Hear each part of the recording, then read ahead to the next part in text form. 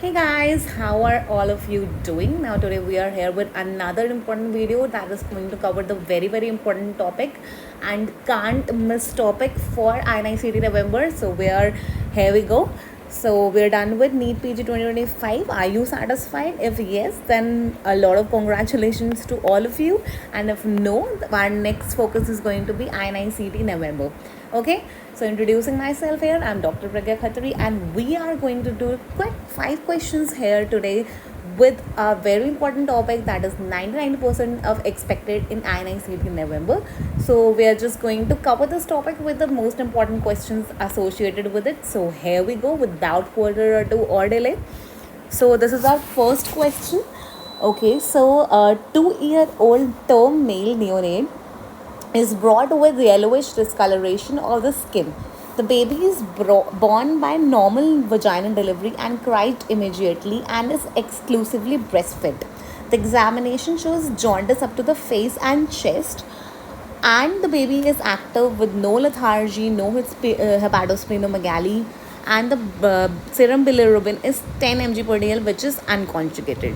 So first of all, we have given in the question that the bilirubin is unconjugated, so all the diseases associated with the conjugated ones would be ruled out. But since we can see here no disease with the conjugated one we have been given it, so it is completely of no use here.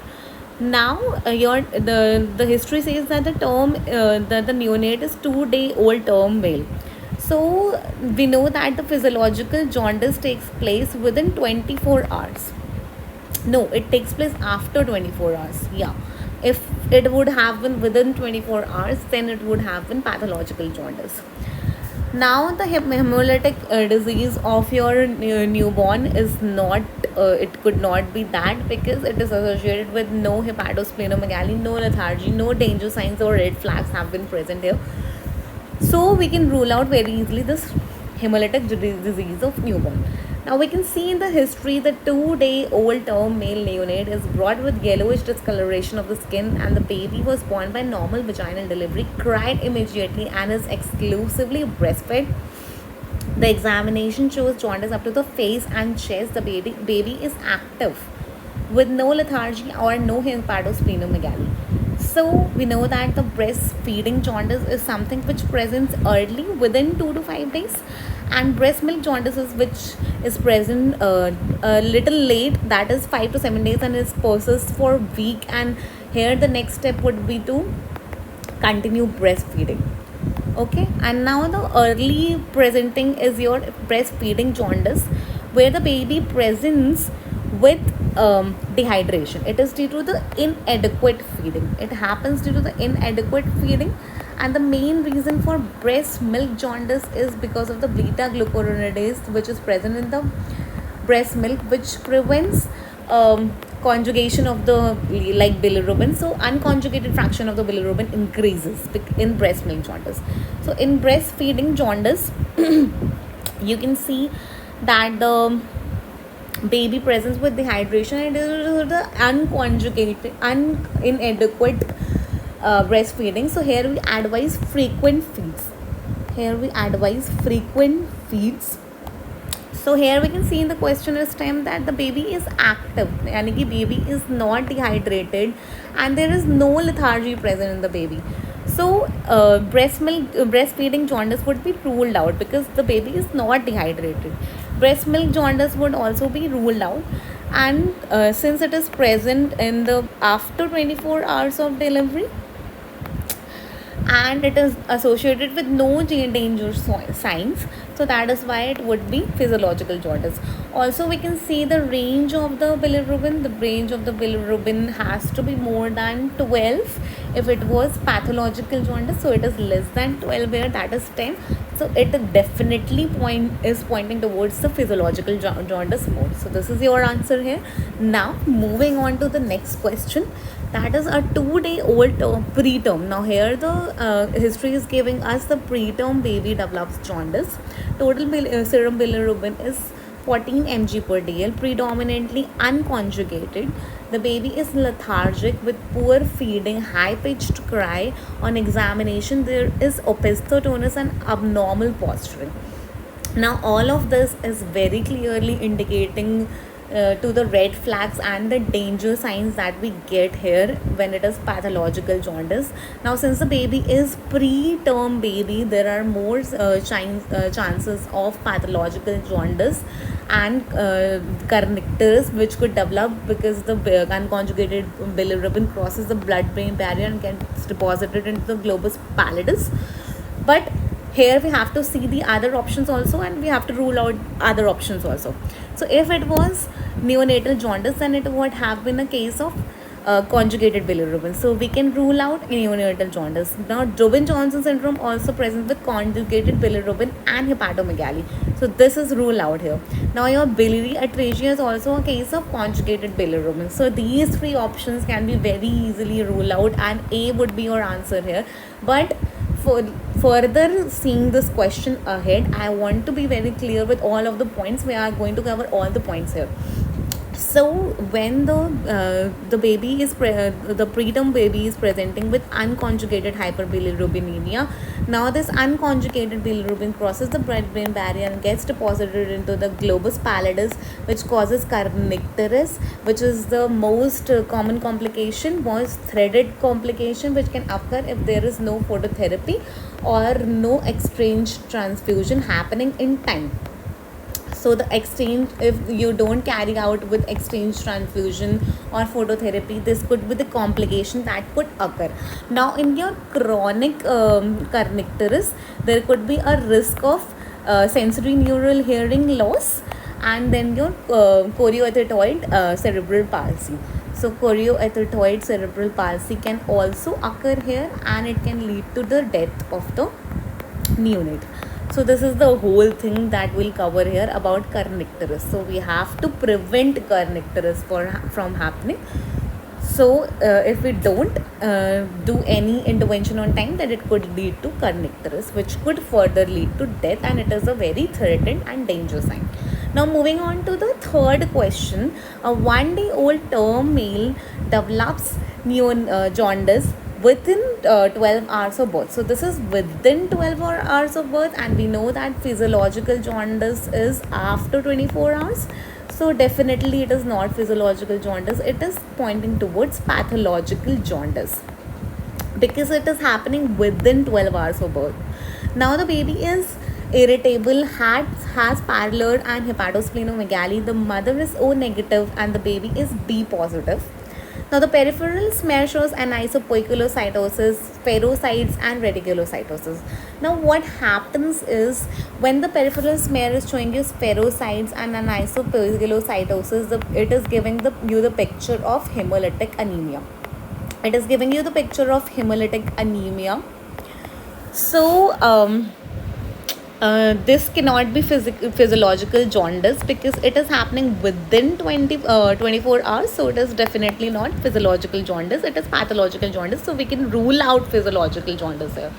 Now, G6PD deficiency, the G6PD deficiency doesn't take place in a neonate, in a 1-day-old neonate. It won't take place because it needs some sort of a stress, okay, some oxidative stress or any a history of fava beans or primaquine or anti-malarial drugs is all that we know about it, and some oxidative strain or some fever or some illness is required for it to take place. So this is not given in the history, and it definitely doesn't take place in a neonate. So this is rule out. Your option D is rule out.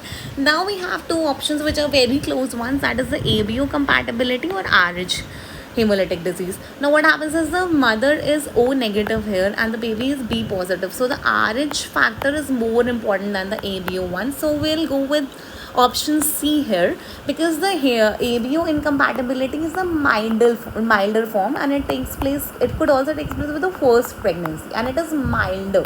But your RH hemolytic disease is like not a very mild form of this disease, and it always takes place after the first pregnancy, and it is associated with pallor and jaundice and all these hemolytic picture that is given here. So we'll go with option C here. Okay, so then moving on to the next question, that is your day 7 old neonate presents with persistent jaundice On examination, the baby is active, thriving, and exclusively breastfed.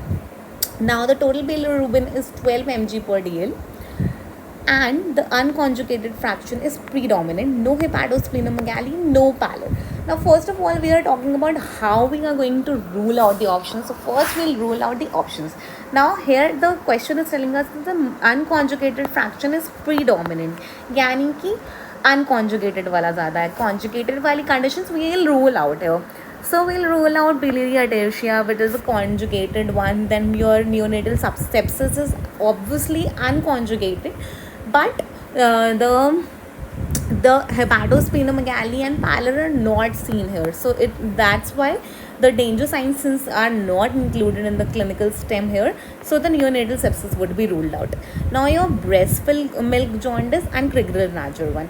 Now the baby is active and thriving and exclusively breastfed is ruled out by rules out Kernicterus syndrome, because Kernicterus is a rare condition and it doesn't it involves some danger signs. Okay, it is involving some danger signs, and it wouldn't present the baby with active, thriving, and exclusively breastfed. Since the baby is exclusively breastfed and it is a late presentation, that is from day 5 to day 7, and it persists till weeks, and it is due to the beta glucuronidase that is present in the milk, that the unconjugated fraction of the bilirubin is increasing here. So here our next step is continue breastfeeding. Next step is continue breastfeeding. Since the baby is thriving and is active and is exclusively breastfed, Kernicterus would be ruled out, because it can also lead to Kernicterus and other like severe conditions which is not given in the question. So this is ruled out, and A is your answer here. Okay, so then moving to our next and the last question, that the 3-week-old infant is brought with jaundice since 10 days. The baby, and so it is it shows a long duration. The 10 days is a long duration, and the baby is like 3-week old. So 3 week is like something that is taking place later in the life. Okay, now the baby has dark urine, pale clay colored stools, and hepatomegaly. The hepatomegaly is also associated here. Now the serum bilirubin total 15 mg per dl, direct is 12. So direct is 12, the direct fraction of the bilirubin is 12, so the indirect one would be 3. So direct is predominating here. Okay, so now what else do we have here? Now the question says that the ultrasound shows absent gallbladder. So the absent gallbladder is associated with biliary atresia only, because if it was like neonatal hepatitis, then the gallbladder would not have been absent, and then same for both these. But all these conditions are associated with conjugated bilirubinemia only. So this is how we can come to the conclusion, because the gallbladder absent on ultrasound is like very classical for biliary atresia. So this is how we're going to solve all these questions related to neonatal jaundice, which is a very very important topic for both NEET and INICET. So we covered it here in a like much clinical and which could be asked like expected kind of a thing, which which covers your clinical stems and all the things that are important here in this topics, majorly covering all the vignettes, like the physiological jaundice takes place after 24 hours, and your pathological jaundice takes place within 24 hours, and your danger signs. Okay, pathological, physiological, danger signs, then your Kernicterus, and then your what else, breast milk and breastfeeding. First, earlier presenting is breastfeeding due to inadequate feeding, and then your breast milk because of the presence of beta glucuronidase. Okay, so then your breast milk. Then a very important question that is asked is your Kernicterus. that where in which part of brain is it deposit. So it is globus pallidus. The answer that you have to give is globus pallidus. Okay, so these are the, and your values. Okay, so more than, if it is more than 12 in a term, and if it is more than 15 in preterm, then it would be pathological.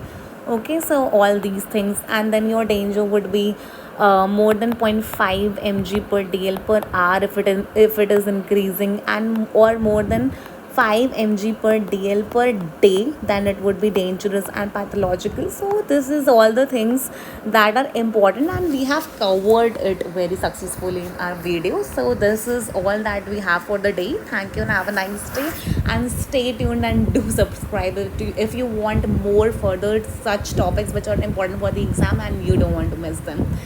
So click your bell icons to get all our notifications, and subscribe and stay tuned for further updates. Thank you and have a nice day.